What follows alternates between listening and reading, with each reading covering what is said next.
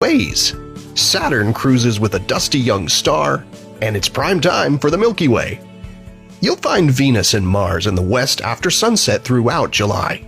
The pair moved ever closer in the sky during June, and they begin July appearing quite near to each other, but it's time for them to part company. You'll notice them trending lower as the month goes on, with Venus in particular being noticeably lower each night. During the second week of July, reddish-colored Mars will appear very close to the blue-white star Regulus. Mars is quite distant from Earth right now and appears at its dimmest for the year in July and August.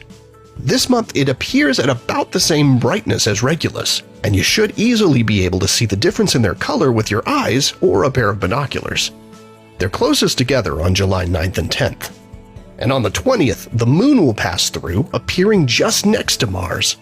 Mercury also pops up quite low in the sky in the second half of July for those with views of the horizon.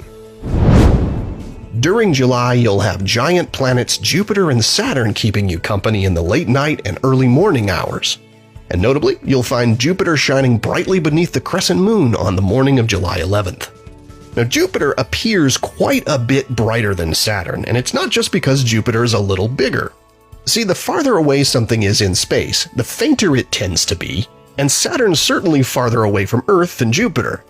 But it's also farther away from the Sun, and being more distant means it receives much less sunlight than Jupiter to begin with. So it's the combination of being both farther from the Sun and farther from Earth that makes Saturn appear so much fainter. Now, Saturn cruises across the sky with bright star Fomalhaut in July. At around 440 million years old, Fomalhaut is a fairly young star. NASA's Webb Space Telescope recently revealed new details in the dusty debris disk that surrounds it. Webb showed that there's much more structure in the disk than was previously known, with 3 distinct belts made of debris from collisions of larger bodies, probably not unlike the asteroids and comets in our own planetary system. And researchers think the belts most likely are carved by the gravitational forces produced by unseen planets. It's a nice reminder that most stars you gaze upon represent entire planetary systems. Each one is a sun, and most have a family of worlds in orbit around them. Finally, a reminder that July is prime time for viewing the bright core of our home galaxy, the Milky Way. The Milky Way core is visible looking toward the south in July as a faint diagonal band of light as soon as it's fully dark. Packed with enormous numbers of stars along with dark clouds of dust, you can view its faint glow with your own eyes from locations away from bright urban centers. So if you have the opportunity to go camping or skywatching away from the city, it's truly one of the most awe-inspiring sights of the night sky and not to be missed.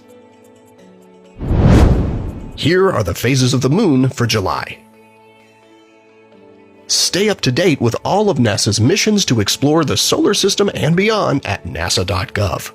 I'm Preston Dykes from NASA's Jet Propulsion Laboratory, and that's what's up for this month.